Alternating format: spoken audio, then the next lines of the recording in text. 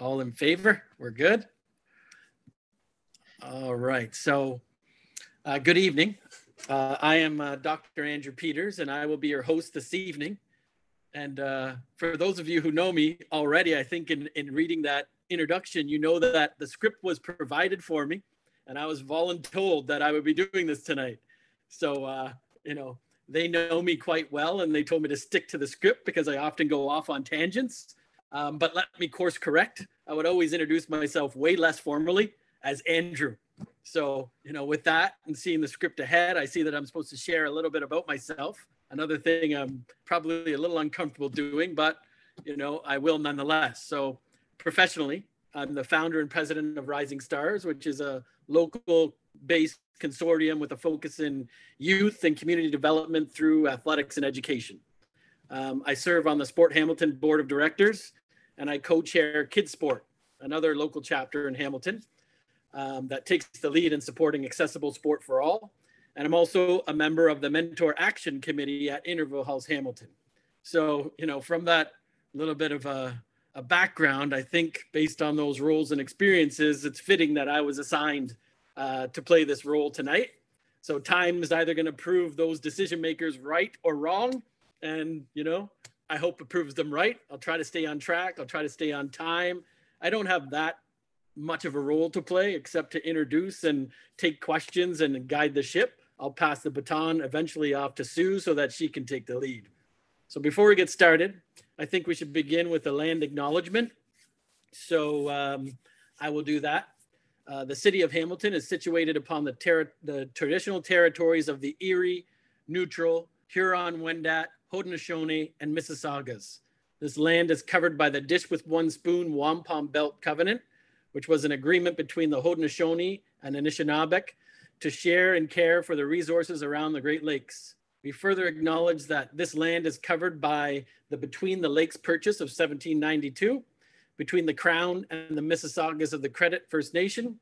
Today, the city of Hamilton is home to many Indigenous people from across Turtle Island, and we recognize that we must do more to learn about the rich history of this land so that we can better understand our roles as residents, neighbors, partners, and caretakers.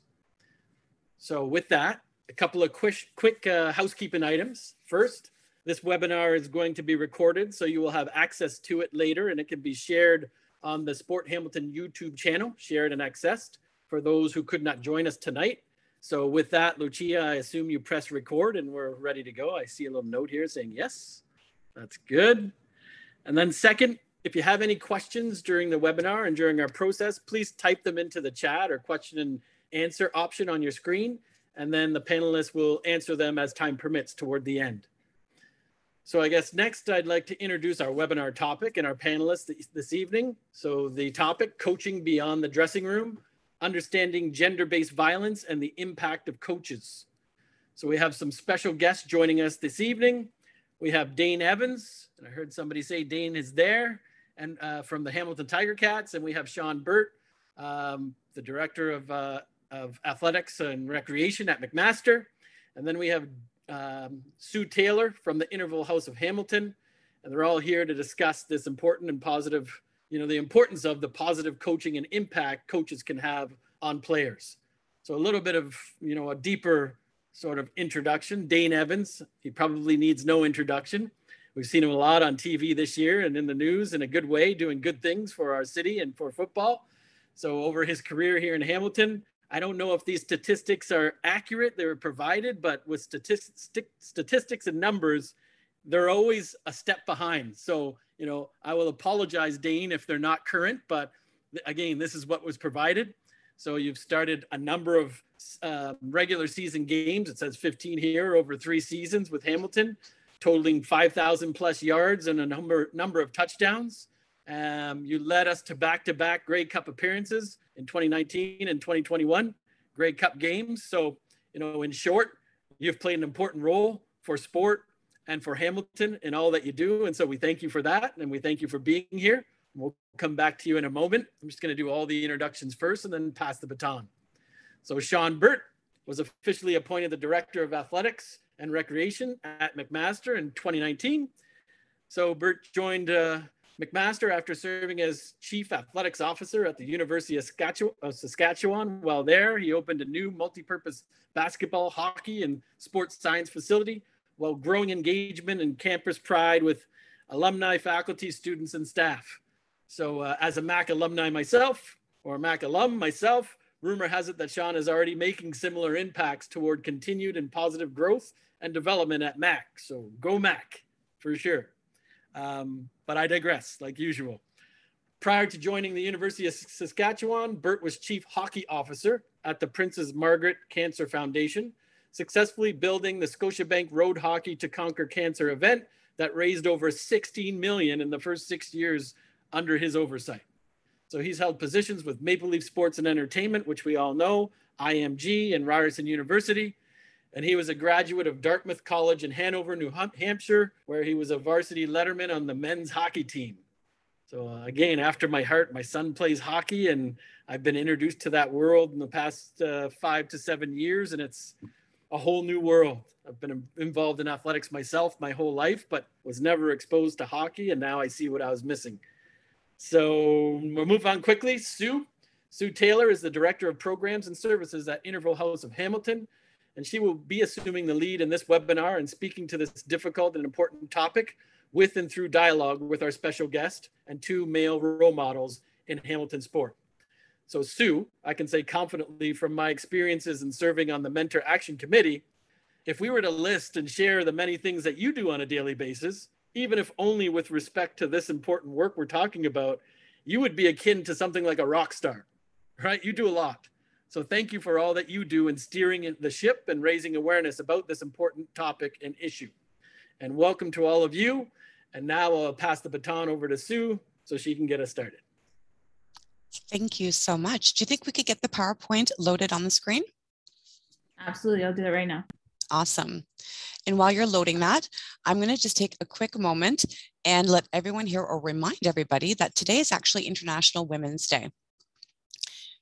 So please reach out to the women in your lives and acknowledge them and support them and thank them. I also want to point out that I do have another member from Mentor Action with us today. His name is Shawn, and he's here to support anybody as we move through sometimes difficult conversations.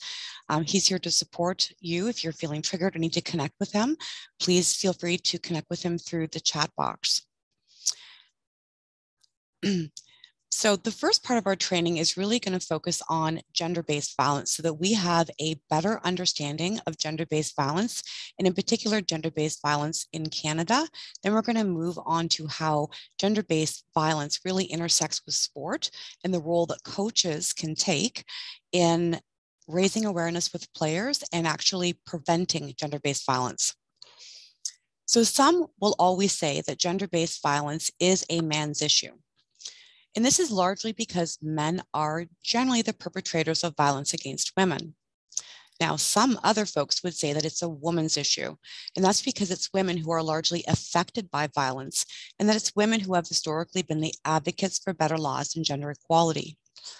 I can say that I truly believe that this is neither a man's or a woman's issue. I believe it's an issue for all of us. I really believe this is an issue of humanity because it affects all of us. When I train in person, I always ask the question, who here has someone in their life, woman or girl, that they love or care about? And I always wait a moment and I wait to see a show of hands. And it never fails that the entire room will absolutely raise their hand because there's some woman or girl in their life who they love or care about.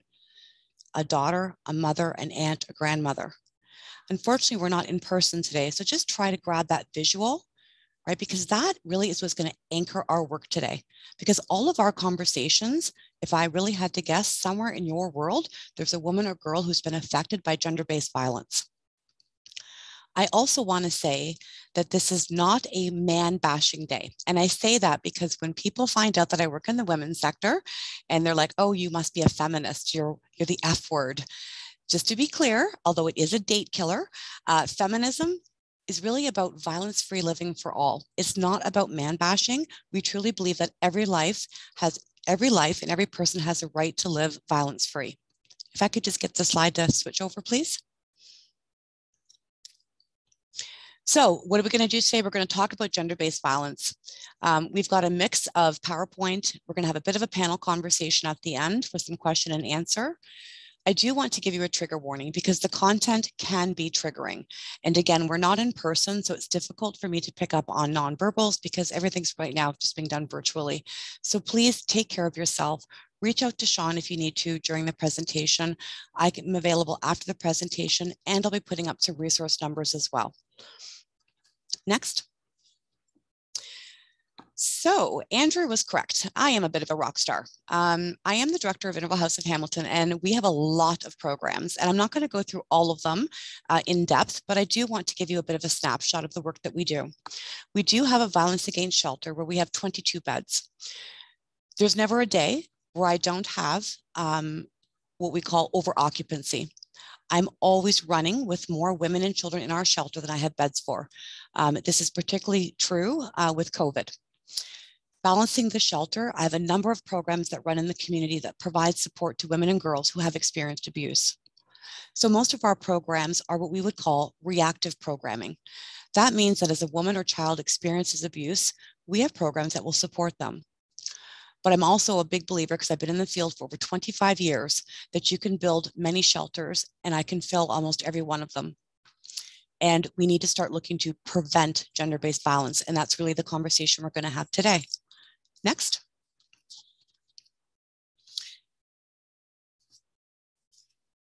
One of the things that we do to prevent gender-based violence is a program called Mentor Action. Mentor Action is a formal committee of male allies that come together every month. And it's through our work that we have reached out to EVA BC, which is a sister agency in British Columbia, and we brought the rights to a program called Be More Than a Bystander to the city of Hamilton. Be More Than a Bystander was an evidence-based project that really focused on taking celebrity athletes into high schools and working with youth. Just like EVA BC has expanded their sort of preventative work, we've done the same in Hamilton. I'm really happy to sit here today and say that we have partnerships with the Hamilton Bulldogs, McMaster University, Hamilton Ticats, Forge FC, and SportHamilton. Can we flip to the next slide, please? As I said earlier, most men simply don't commit violence. It's really a minority of men who commit violence throughout their lifetime. And the issue here is that the behaviors often go unchallenged. Gender-based violence is a global pandemic. Often people think, because we live in Canada, that we don't have this level of violence here. And I'm going to go through some stats that are specific to Canada, because we not only have gender-based violence here, it is actually a pandemic for us in Canada. It is estimated that 70% of domestic violence is not even reported to the police. So as I go through these numbers, I want you to remember that, because these numbers are based on what we have reported to us. Next. Can you click the slide again, please? There's just a piece that's missing. If you just click, it'll come up. It's just the different areas of abuse. There we go. So when we talk about the different areas of abuse, generally people default and they think gender-based violence is all about physical and sexual abuse, but there's so much more involved. There's verbal abuse, there's mental abuse, there's financial abuse, and there's cultural and identity. When we strip all of these sort of behaviors away, abuse will always anchor itself in power and control. It's really just about how the abuser is going to use any one of these to effectively gain control over their victim or their survivor.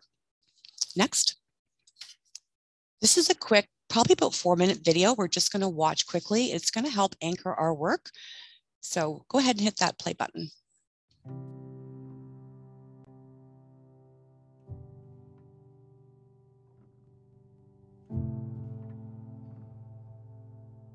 Dear Daddy, I just wanted to thank you for looking after me so well, even though I'm not yet born.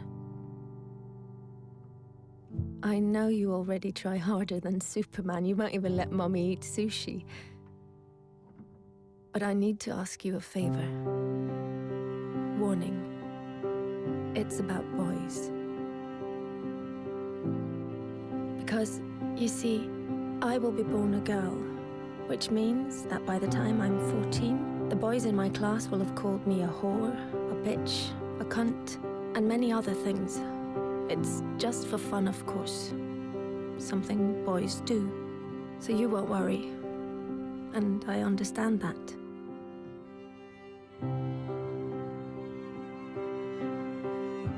Perhaps you did the same when you were young, trying to impress some of the other boys. I'm sure you didn't mean anything by it. Still, some of the people won't get the joke. And funnily enough, it isn't any of the girls. It's some of the boys. So by the time I turn 16, a couple of the boys will have snuck their hands down my pants while I'm so drunk I can't even stand straight. And although I say no, they just laugh. It's funny, right? If you saw me, Daddy, you would be so ashamed. Because I'm wasted. No wonder I'm raped when I'm 21. 21 and on my way home in a taxi driven by the son of a guy you went swimming with every Wednesday. The guy who always told insulting jokes. But they were, of course, only jokes. So you laughed. Had you known that his son would end up raping me, you would have told him to get a grip. But how could you know? He was just a boy, telling weird jokes. And in any case, it wasn't your business. You were just being nice. But his son, raised on these jokes, becomes my business. Then finally, I meet Mr. Perfect. And you're so happy for me, Daddy, because he really adores me. And he's smart, with a great job, and all through the winter he goes cross-country skiing 3 times a week, just like you. But one day he stops being Mr. Perfect. And I don't know why. Wait, am I overreacting? One thing I do know, I'm not the victim type. I'm raised to be a strong and independent woman. But one night it's just all too much for him, with work and the in-laws and the wedding coming up.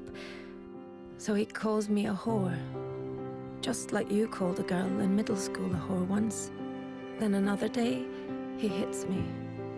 I mean, I'm way out of line. I can really be a bitch sometimes. But we're still the world's greatest couple, and I'm so confused because I love him and I hate him, and I'm not sure if I really did do something wrong, and then one day he almost kills me.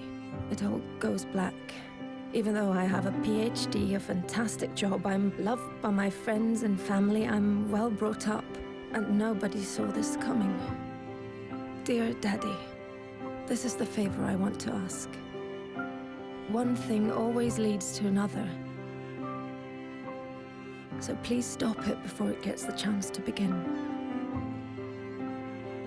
Don't let my brothers call girls whores, because they're not. And one day some little boy might think it's true. Don't accept insulting jokes from weird guys by the pool, or even friends, because behind every joke there is always some truth. Dear Daddy, I know you will protect me from lions, tigers, guns, cars, and even sushi without even thinking about the danger to your own life. But dear Daddy, I will be born a girl. Please do everything you can so that that won't stay the greatest danger of all.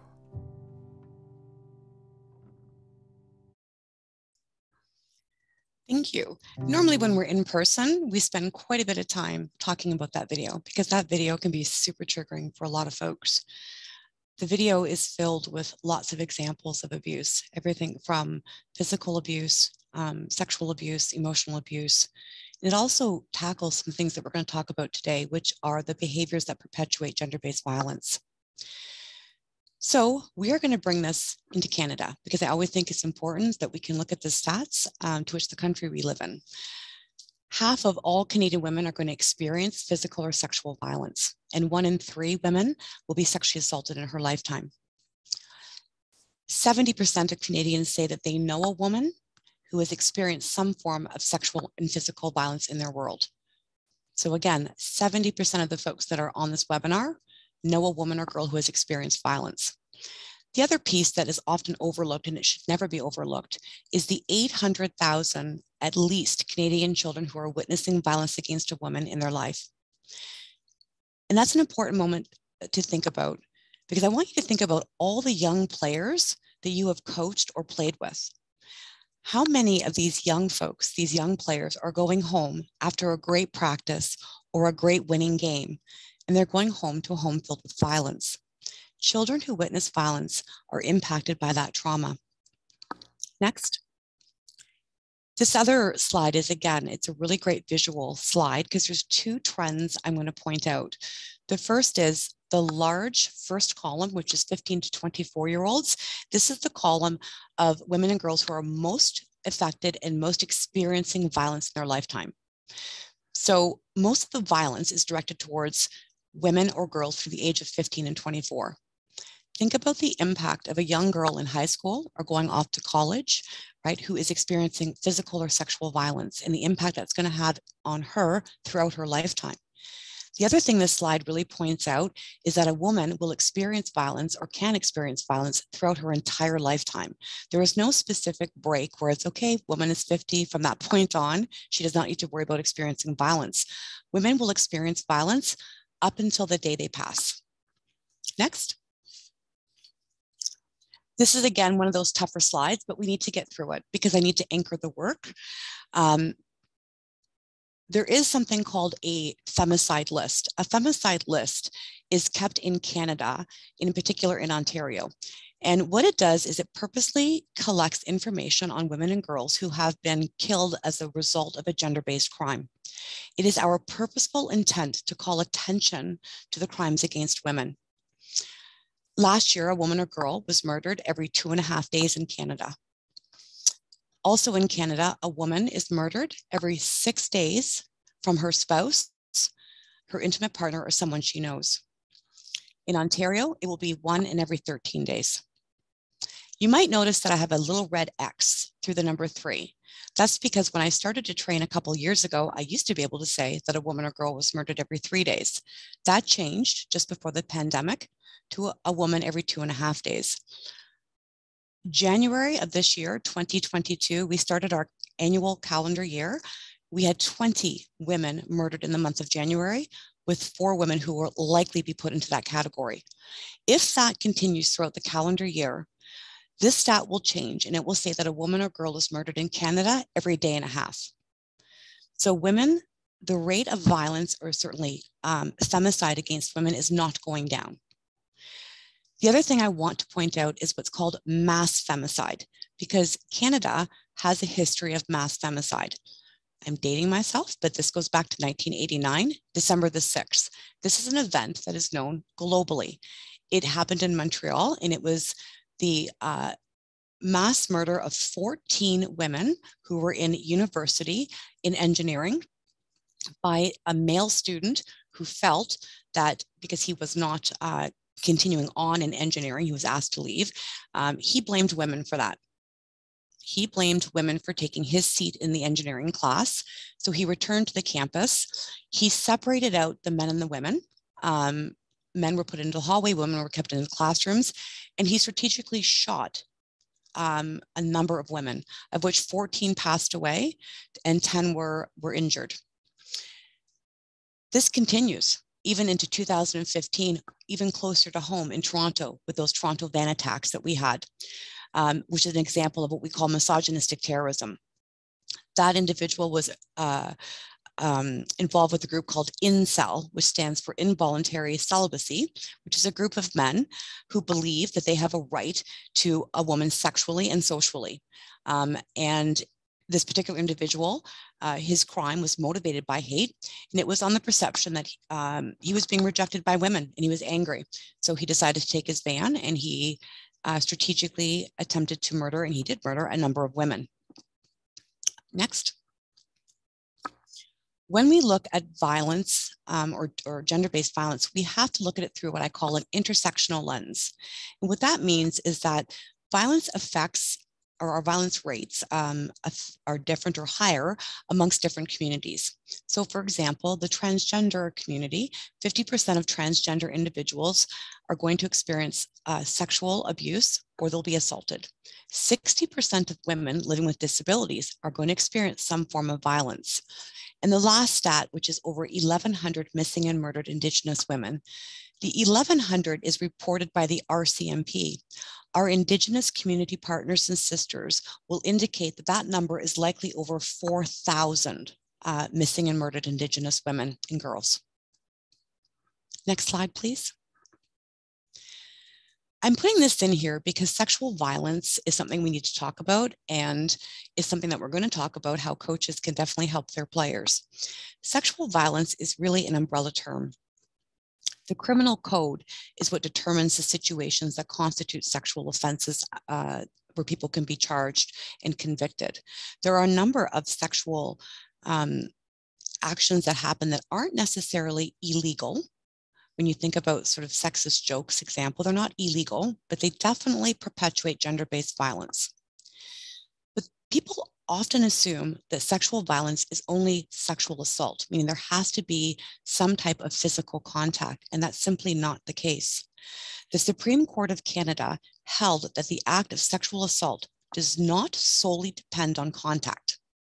This is so important for everyone to understand, and it's so important for us to be able to raise awareness and teach youth, because it's really based on the sexual nature that violates what we call the sexual integrity of the victim.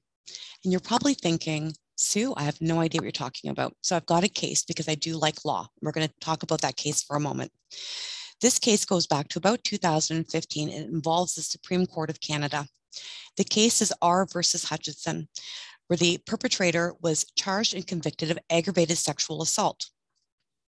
The issue was not whether or not he had consent to have sex with his partner, because he did have consent. It was a consensual relationship, but it was based on the fact that they were going to be using condoms.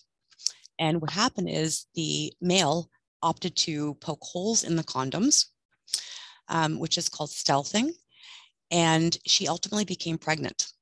And when she went to the police and it was investigated, it was proven that he poked holes in the condoms without her knowledge. Therefore, she was unable to give informed consent, and he was charged. So informed consent is extremely important. And to have these conversations, which sometimes feel difficult to have with youth, these are conversations we need to have with youth. Next slide, please. And we need to have them because this is a really recent survey and it's super sad and rather alarming. 2/3 of adult Canadians do not understand what consent means. That's almost 70% of adult Canadians are not actually able to define consent. So if we as adults, as parents, as coaches, as mentors, as whatever we are, teachers, if we can't define consent, how on earth can we help our children and our youth understand consent? And then we wonder why sexual violence rates are through the roof. 1 in 10 Canadians believe that consent is not required, or they're not sure if it's required if it's between spouses or long-term partners. And 1 in 5 people between the age of 18 and 34 believe that a woman who sends a man an explicit photo through text or email, this always means that she's inviting him to engage in offline sexual activity. So there is so much misinformation out there that we, I believe, have responsibility wherever we can to educate and raise awareness. Next slide, please. This is a little bit of a shocking slide, and it's shocking because it captures 460,000 sexual assaults that happen in Canada each year. And it breaks it down that only 33 will actually ever be reported to the police. And out of the 33 per 1,000, only 29 will ever be recorded as a crime. And only 12 will ever have charges laid. And only 6 will ever be prosecuted. And only 3 will ever lead to a conviction. So out of every 1,000 sexual assaults, 997 assailants will walk free. So when we think that having those conversations around sexual violence and consent with youth, that it's a difficult conversation to have, I would say that when we show numbers like this, it should really reinforce the reason why we need to have those difficult conversations. Next. So I love this slide, but there's a spelling error on it. If we were in person, I'd be offering a free coffee to whoever can figure out the spelling error, but we're online, so I can't quite offer that. But the slide is great because it's visual, and it really does show that gender-based violence really does take place on what we call a spectrum.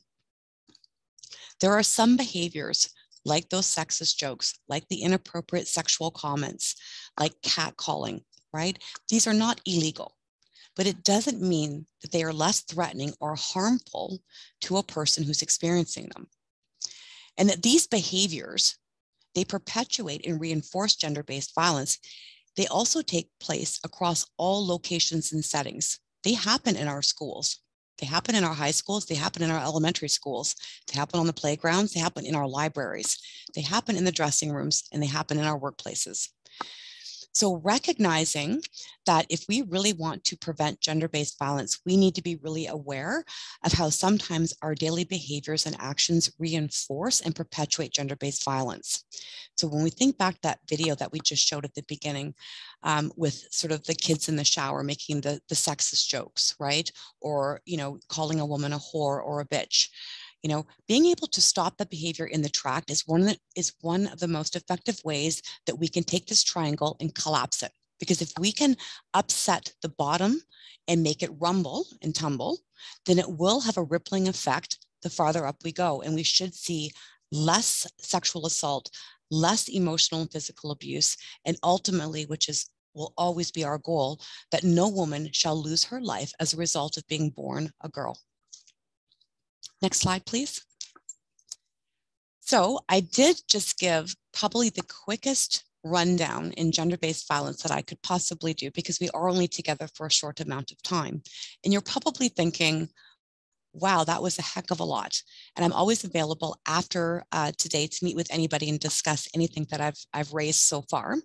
But you're also probably thinking, this is great information, but I really just want to coach sports. And what on earth does this have to do with sports? How does this interact? How does this impact sport? Well, sports provide an amazing platform for us to engage youth. It's a place for us to challenge unhealthy masculinity. It's a place for us to help kids understand consent. It's a place for us to challenge those rigid gender norms that support gender-based violence. It's a place for us to foster healthy masculinity, to foster respect, to foster healthy relationships. Next. There's this amazing program that's happening in the States right now. It's actually been happening for over 10 years, and it's evidence-based. And it focuses on coaches, and is designed to help coaches inspire their players to respect themselves and others, and in particular, women and girls. And it's done through engaging coaches and basically giving them this set of kind of cards. And each week they'll take a card and they'll go through this script. And it's a script that is a guiding conversation to have with their team around conversations around gender-based violence and toxic masculinity. And it provides youth with safe tools to intervene when they do see something that's going on in their world. By the end of the program, players have benefited tremendously. So this is an evidence-based program, and they've done a lot of research on it. And boys that have gone through the program were 50% more likely to intervene if they saw a peer being disrespectful towards others. Male athletes were more than twice as likely to report positive bystander behaviors a year after finishing the program. So just after the first year, they were already better equipped to intervene. Youth were more likely to recognize abusive behaviors and better understand their attitude towards gender equity. And recognizing abusive behaviors is really important because often adults don't recognize abusive behaviors. Adults have a very hard time defining because they'll default to physical abuse, or sexual abuse as sort of a contact, where abuse is much more than that. So being able to recognize abusive behaviors definitely before it becomes physical is one of the key ways that we can disrupt gender-based violence.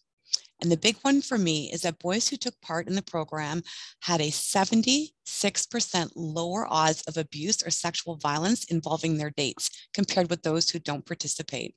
So the impact of coaches engaging players is tremendous. Next, please. So why do we focus on coaches? Because coaches are poised to be positive influences over their young players. They can help young players think and behave, not just on the field or on the ice, but off the field and off the ice. Coaches really are lifelong mentors, and coaches have numerous opportunities to teach early and often that violence has no place in a relationship. I can tell you that I am a hockey mom to rep hockey players, one in particular who plays rep hockey. And as a hockey mom, especially when my son was quite a bit younger, we were having some family issues for sure, and he struggled a lot. And his coach would pick up on that. And his coach was so influential on giving him the support that he needed to deal with some of his emotions in a healthy way, which was key, because on the ice, when he was not able to control the emotions that he was feeling, he was awful on the ice. He spent more time in the penalty box and probably put other children at grievous risk because he was angry and he couldn't manage his emotions and he was taking them out on everybody. And his coach could see that. And his coach could see that he needed to balance the emotion and really, really skate for skill, not skate for emotion. And his coach was influential. I can remember as a single mom, raising two boys, I can remember at some point saying to my kids, what would your coach say right now? If I called your coach right now and I said, geez, this is just what happened. And I remember my kids would say, don't call the coach, don't call the coach. Because there's this magical connection between a coach and their player. And that's why we focus on coaches. Next. And why do we focus on players? Because players are often popular and influential amongst peers. Right now, my son is in high school and he is on the high school football team. And boy, oh boy, they are really held up at that school. The football team is seen as sort of celebrity. So they carry influence amongst their peers. So if they can be positive mentors and they can set an example that's positive, that will have an impact on those who look up to them. Next. Okay, we're just going to watch this for a moment. This is a video that went viral a few years ago. Go ahead. To the first four that he's faced. What in the world do we have here? Ozzy Albies and Ronald Acuna Jr. Nap time. Getting a little massage there, a little scalp massage. Best of friends, those two. Probably going, listen, I think I'm a little stressed right now. I need to find a way to relax. Come over here. I got you. I got you. I got just the thing. That's just a quick video snippet that I put in because it circulated on social media a few years ago and it went viral, but it went viral for all the wrong reasons. The comments on Twitter and Instagram were just filled with homophobic responses. And it really showed how deeply entrenched these rigid gender norms are for people, especially people involved with sport. With all the negative feedback, it did prompt a dialogue around what's called toxic masculinity and toxic masculinity in sport, and why some men are unable to express emotions. Now, anytime I train, I generally like to make sure that my facts are correct. So when I saw this video, it actually was entitled, I don't know if you can still see the title or not, that the player was emotional upon hearing about his mother's death. And I thought, I wonder if that's true. So of course I go on my Google search because that's what I do. And I'm Googling, is this true? Is this why he's crying? Is this why he's being consoled? And of course, there was so much mixed information. But as I'm getting all the mixed information, I had to stop and I had to think to myself, as much as I'm a fact finder, why do I feel like I have to give who's ever attending this webinar tonight an explanation as to why these two players were supporting each other? Why do I have to do that? Because really, for whatever reason, these people are supporting each other. It's an act of kindness. It's an act of humanity. Why do I have to give a narrative that would explain that? Does it really matter if this person's mother passed away or not? Right? It doesn't really matter. Right? Why are we sitting in a seat of judgment? Right?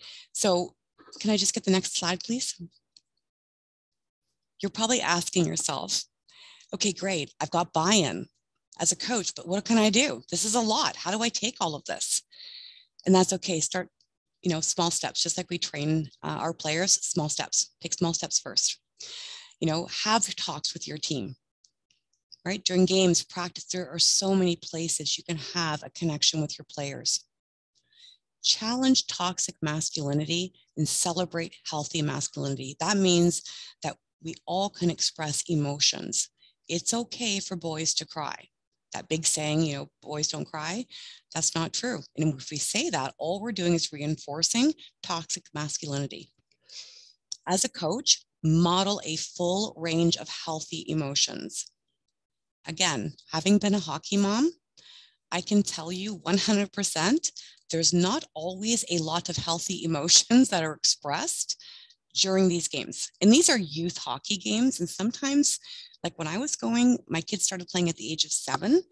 And some of the stuff I was hearing in the stands, parents yelling out towards, refs, unacceptable, right? Parents calling each other out, parents yelling at kids, sometimes coaches crossing the line as well, right? So just model a full range of what we call healthy emotion. Discuss those gender stereotypes. Here's my other big one. Model and teach players about consent. I've, specifically put in a few slides about the sexual violence and consent, simply because it is shocking that so many adults cannot explain consent. So learn it. And if you need help, I would be happy to teach it to you and give you the tools that you need to support your team. Be mindful of language and promote equality. So hearing things like you skate like a girl, or you throw like a girl, or you punch like a girl, right? This is what we call rigid gender norms, right? Control the locker room talk. There was a fantastic coach that I worked with a couple of years ago. He was a high school teacher of a rep hockey league, and he involved our Be More Than a Bystander program. And he had us come in with the Bulldogs, and we came in and we did kind of a dressing room talk. But he also spent a lot of his season really working with his players. He used to have big discussions around what happens in that dressing room, the kind of music that was played before a game, the conversations that were happening with the kids before the game. And the other thing that you can do is you can certainly join our program and you can sign up to participate in the activities that we have. We're here to support coaches. We're here to support you in your learning, and we're here to support you as you work with your players. The key here is do something. Actively and intentionally infuse gender-based activities and education into your coaching. And again, I have a history of teaching, I have a history of training. So you're probably thinking, geez, I just want to get through my season with a good winning team, right? I don't have time for this, or this is overwhelming for me. We're here to support you. The work that we do is free of charge, right? So if you're looking to infuse these activities in, or try to infuse a few, give me a call, email me, and we'll certainly be here to support you. Can I just get you to put up the next slide, please? Thanks. I've got some resources here. By all means, if you need to take a quick sort of photo snap, feel free to do so. Again, we have just scratched the surface in our gender-based violence training and how gender-based violence really intersects with sports. We have 2 amazing panel guests today. I am very lucky. I have great partnerships in our community. We've got Dane Evans here from the Hamilton Ticats, and we've got Shawn Burt from McMaster University for the Department of Athletics and Recreation. Both the Ticats and Mac, they've worked with us for a number of years. They're amazing supports to us, and I'm happy to have both here. I'm going to hand over my portion now to Dane, who is going to discuss how coaches have impacted his life and the importance of gender-based violence. Go ahead, Dane. Hey, Sue. Hey, guys. Thanks for having me. Honored to be here, especially on National Women's Day. And I guess I'll get right to it. Coaches have really impacted my life. A lot of people know my story. And for those that don't, I'm the son of a coach. My dad has been a high school coach in Texas. And if anybody knows anything about football, you know, football's king in Texas. And he's coached for almost 30 years now. He's one of my role models. And he's obviously a great dad, but also a great role model as a coach. He did things the right way. And I'm not just saying that because, you know, he's my dad, especially being in this profession. Now I've seen people do it the wrong way. I've seen people do it the right way. And he definitely did it the right way. And I kind of got introduced to this topic sadly in 2015, whenever I went to the University of Tulsa. I had a fantastic coach there as well. His name's Philip Montgomery. And we kind of went through the same type of slideshow like Sue just showed us. And I don't obviously remember the exact statistics because that was about 7 years ago now, but it was very eye-opening then too. And it's kind of sad sitting here seeing some of those statistics get worse. But that's why I'm here, because like we saw that triangle, if we can start at the base and start knocking some of these things, kind of nip them in the bud, I truly believe, just like everyone on this call, it'll just only rise up and for a positive thing, positive effect. So that was really big on Coach Montgomery's heart. And I really idolize and respect that man. I would do anything for him. I would run through a wall for him. You hear that all the time. And so when he put us through that, you know, it was very eye-opening. And I just, you know, I think the biggest reason that I want to get involved now is I come from a family where my mom raised me the right way. I have a younger sister. So in high school, I felt that I kind of had to be a protector of her as well. We were in high school together for 2 years, went to Tulsa, met my beautiful wife. And in June, we'll be having our first baby together, and it's a girl. So I'm super excited. I couldn't be more excited. The day she told me, I just happened to be wearing a pink hat and a pink shirt. So I knew from the get-go that I was going to have a little girl. And much like in the video, I want my girl to be able to grow up in a world where it doesn't matter that she's a girl or a boy, whatever. I want her to have all the same opportunities that any other child would have. And I think that's what really all parents want. And I think I have a unique position why I'm included on this panel is because I'm a son of a coach. And when I'm done playing, I want to coach. So that's why I'm here. And I hope I can help somebody along the way. And thank you for having me. Thanks, Dane. Please join me now as we welcome Shawn Burt, the Director of McMaster Athletics and Recreation. Shawn's going to discuss the importance of coaching and how he's working to end gender-based violence. Go ahead, Shawn. Thank you very much, Sue. Thanks, everybody. It's great to see everyone. Obviously, from the shoulders up, still doing the Zoom thing that we've been doing for about 2 years. Really, really honored, like Dane said, to be here tonight and to talk about this very important topic. You know, I'm old, I'm losing my hair, but I grew up in the 70s and 80s, and I can identify and speak to some of the things that Sue has highlighted here with respect to what I'll call the locker room culture, or that environment that sort of perpetuates some things that are really, really unhealthy and feed into the pyramid, as Dane pointed out. And it's our job as leaders in sport, in my estimation, to be on the preventative side of things, to be much more proactive versus reactive. And as Sue articulated here earlier, it's shocking when you hear that these centers are over capacity. I mean, that just hit me right in the throat. I have a 17-year-old daughter going off to university next year. She's an amazing young woman, probably one of my heroes. And just like Dane, I want her to grow up in a world that recognizes her for who she is and doesn't put her in situations just because she's female. I have an amazing wife. My mom, who passed away relatively early from cancer, was a huge influence on my life. I've been surrounded by many amazing women. I consider myself so fortunate to have had so many great female role models in my life. But to see and hear these statistics that Sue shared here this evening is absolutely shocking. And we've got a role to play in this, to flip those things directly on their head. you know, I want to pick up on a couple of things that Dane touched on, and Sue and I talked a little bit about this. You know, I work with coaches every day, whether it's here at McMaster or watching my kids do their thing. My daughter's a soccer player. My son is also a hockey player.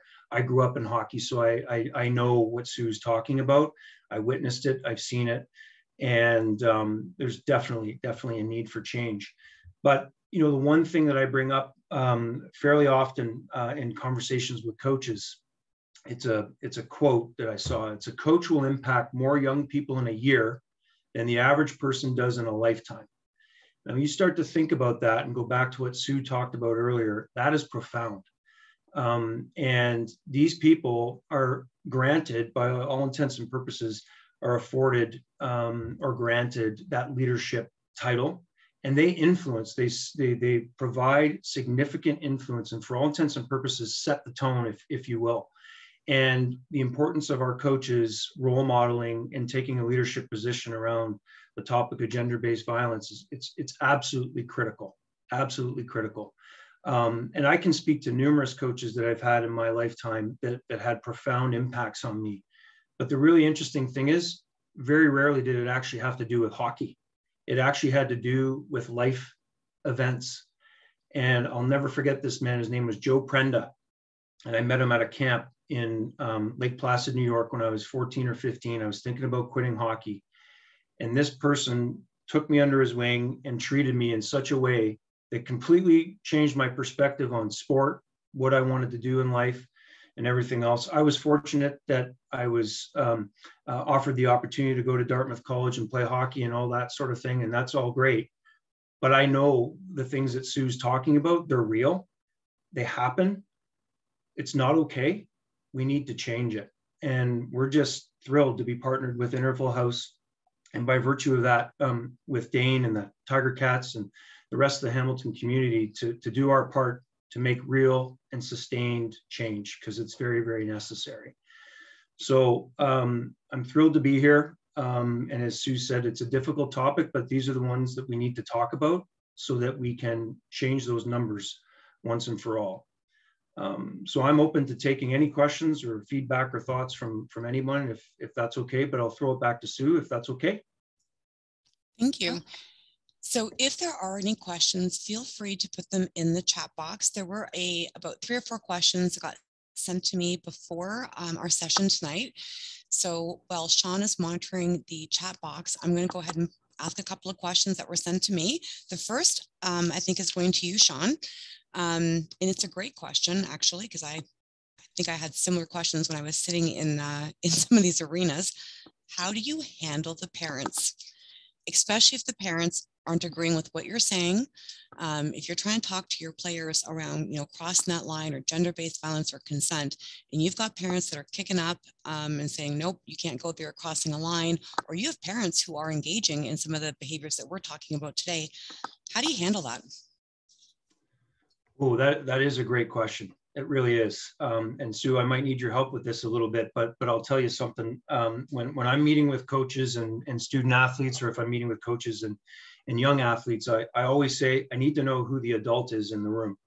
And that's really important, I think. And parents, listen, they have nothing but the best intentions. And I think we can speak to that as parents of young kids participating in sport.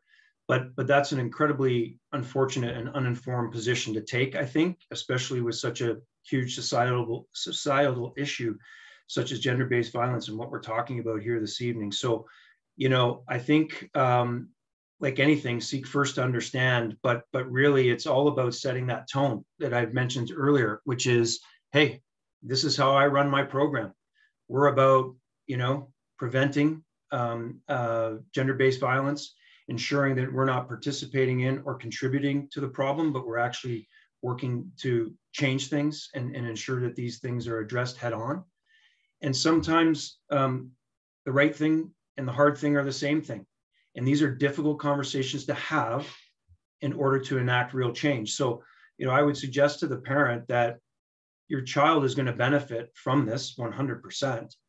And so would the adults, because based on the information you shared this evening, there's a lot of adults that need to have some education around this as it relates to consent and that sort of thing. So not to be too, autocratic around this, but I think when it comes to certain things like this, there's no room for negotiation. It's too important, pardon me. And these are things that you need to talk about at a young age to ensure that these things do not perpetuate themselves. And in the video, it showed very clearly that at a young age, these things can travel through time and end up resulting in terrible incidents. So I think it's really about setting the tone and making sure that people understand the value and benefit of this work, and making sure that you enforce that and walk the talk. I hope that wasn't too long-winded, but Sue, I don't know if you have some thoughts too, but that's where I'm coming from. No, it's not long-winded at all. I think it's a really great question, because, you know, you're working with youth players, but you've got parents. And I just know from being in those stands, you know, parents can be very involved, right? I mean, I think certainly it was always helpful from what I could see some of the coaches that we had and we worked with is having those discussions like right up front, setting that tone right up front of what's the expectations here? What are the expectations? What's the tone? What's the behavior? What's going to be accepted and not accepted? And parents being a part of that conversation. At the end of the day, if parents, you know, decide this is not where they want their child to be, they can make that decision. But I don't think it should ever influence us to not do the work. Right. Again, I mean, we're not talking that long ago that I was, you know, actively in those hockey stands, and some of the stuff I heard was just shocking. And the coach was definitely struggling with trying to pull the parents back in line. And some of the great example, and I've given this before, you know, a bad call that was made on the ice, and it was actually a woman ref. And one of the male parents yelled out, you know, when I get you out in the parking lot and bend you over. And I was there going, like, these were like at this point 8 and 9 year olds that were on the ice. As parents, we're sitting here with young children in the audience. Like, you've got to be kidding me here. And of course, you know, that kicks up, you know, some issues in the stands with the parents. So I can only say that, you know, parents have to be a part of the solution. And we can't stop pushing our message forward or holding people accountable, right? Dane, I think this next question I think I have is for you. Oh, it's a locker room question. Another great question. Dane, do you see less behaviors in the dressing room now now that perpetuate gender-based violence than before, or do you think it's getting better?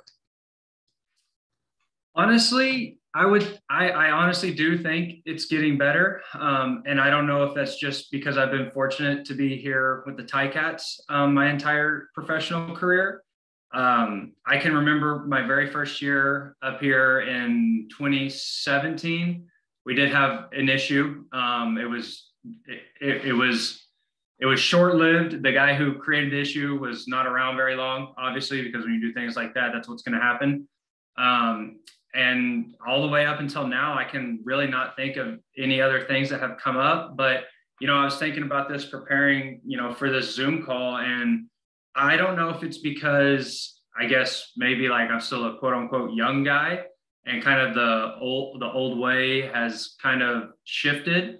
And guys like me, I was very fortunate in college to receive kind of a training in 2015 on this subject. And so to me, like, I kind of look for that. And if something's happening, I kind of know how to navigate those waters and what to say. And I don't know if that's because guys that are a little bit older than me never were fortunate enough to get that type of exposure in college. But I really do think it is getting better. That's not to say that it doesn't happen. I would be a fool to say that, but I really can say with honesty that in our locker room, it's very good. And I really haven't noticed anything happen in the last couple of years or so. And I think that's a positive step, right? Because I mean, if we can do it, like you said, athletes have a high platform, and a lot of people are always watching what we're doing. My mom always says, she's always said since I've been in middle school, that little eyes are always watching you. And when you grow up in a small town in Texas, that's true, because our town only had 5,000 people and we'd have 10,000 people at a football game, right? So everybody wants to be you. But that's not just on Friday nights, and that's not just when you're playing under the lights here at Tim Hortons Field. It's people are watching you wherever you go, especially in a town like Hamilton. So I think if we can get a locker room to buy in, which we've had, it will start the trickle down effect. It's a great conversation, because I know the locker room and dressing room, if left unchecked or unmanaged by the coach, it can really be a hotbed of a disaster. Again, I can only speak somewhat from my own sort of personal experiences, but yeah, sometimes even, you know, those young kids in the dressing room, some of the conversations or jokes or whatever it is they're doing in there, it's questionable. But if you've got a coach, I think that kind of sets the expectations from the beginning, it's helpful. I know with the Ticats, there's always been a lot of investment in training coaches and training players and setting those expectations right from the beginning. So it's really good to hear that a lot of the intervention and prevention work is actually working, right? Where you're saying, you know what, I'm seeing less of this today. It's, you know, we're held more accountable. The behaviors aren't accepted, right? Because I think that's the other big thing. Players, I think, now are being held more accountable for their actions off the field or off the rink than ever before. And we're seeing that in the news all the time, right? When you've got celebrity players who are engaged in domestic violence and it's showing up on Twitter or whatever news feed, they're held accountable. Where before they simply weren't. But certainly in Canada, now for sure there's legislation around holding folks accountable. So it's good to see that as we hold people accountable and we say that you might be an excellent player, but your behaviors are not okay. And we're not going to have you on this team. And it doesn't matter if you're a professional player, right? So I think that is helpful, seeing that people are held accountable. And the last question that I have, and I haven't seen anything come up in the chat box yet, but I do have one more question that was sent my way. It's kind of an interesting question, and I think it's going over to you, Shawn, which is, how do you handle it when the answer is, well, boys will be boys, which is an interesting and like overused phrase. How do you handle it when somebody says that to you? When you see a bad behavior from a player or even from one of the coaches that's working for you, how do you handle it when the answer is, well, boys will be boys? Yeah, well, another great question. I mean, that is inexcusable. I don't even really fully understand what it means. And I always think back to a mentor of mine at my job at Princess Margaret Cancer Foundation, and he used to always say to me, Shawn, your culture of any organization is defined by the worst behavior you'll tolerate, not the best. And that comment right there suggests to me that the bar is very low in terms of what you're looking for in terms of your culture around your team or what have you. I mean, it's unacceptable. It's an excuse. For all intents and purposes, it suggests to me that people are willing to look past terrible or poor behavior and put an asterisk beside it. Well, that's not good enough. So on that, it's pretty binary for me. Unacceptable, not an acceptable explanation, and frankly needs to find its way out of our vernacular. And shouldn't be tolerated. That's my perspective. No, thanks. When you were answering the question, I was thinking, I know I have heard it for sure. And there's a whole Gillette commercial based on that as well, right? Mm-hmm. But you're right. It really is a bad excuse for a bad behavior, right? I know it's really important for us to always, especially around sexual violence, it's not to excuse behavior. We have to hold people accountable. We can't victim blame. We can't look and say, well, you know what, she shouldn't have been there or she shouldn't have been wearing that. It's not about what she's doing. It's about what you're doing. You shouldn't have touched her regardless, right? So this idea of, well, boys will be boys, it happens. No, it doesn't, right? Hold yourself accountable. So I really appreciate that response and that feedback. I have no more questions that have come forward in the chat box yet. So I would like to take this moment, I think, to just thank everybody who attended tonight. We covered so much material. Again, this is training that we usually do over such a long period of time. And we're able to get it in a respectful amount of time. So I want to thank everyone for their patience. Again, I'm here. You can always reach me through Interval House of Hamilton if you have any questions or concerns, or you as a coach want to reach out and kind of engage in some activities, or you need me to help help you with some gender-based violence activities for your team, I'm here to support you 100%.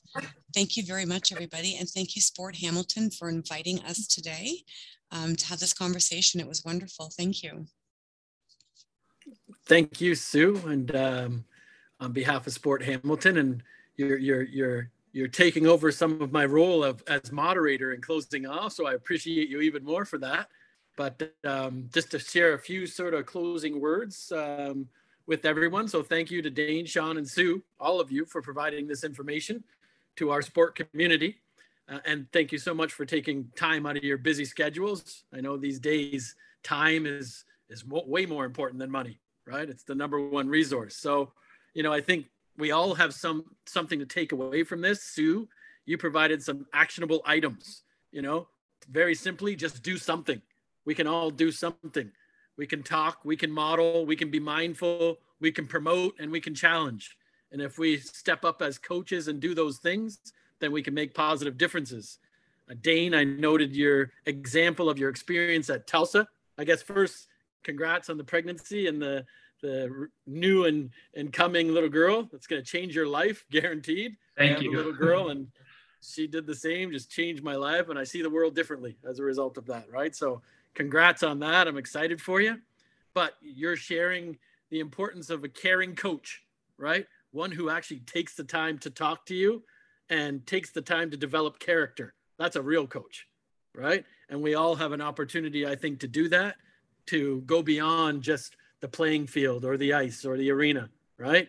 That's really important. And Shawn, your quote will stay with me. I'm a man of quotes and colloquialisms, but a coach will impact more young people in a year than an average person will in a lifetime.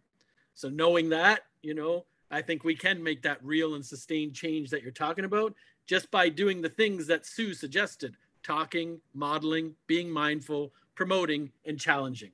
If we all step up and do something, I think we're going to make the world a better place. So in the true spirit of sport, I think, Dane, you've put us in a position to catch the winning touchdown that obviously you're going to throw, right? Shawn, we've scored a highlight goal in having you join us. So thank you for contributing to this confident conversation. And Sue, you really knocked it out of the park, right? So at every level of the game, coaches play an integral role in developing the skill sets of players and in mentoring and shaping each player's values and belief system.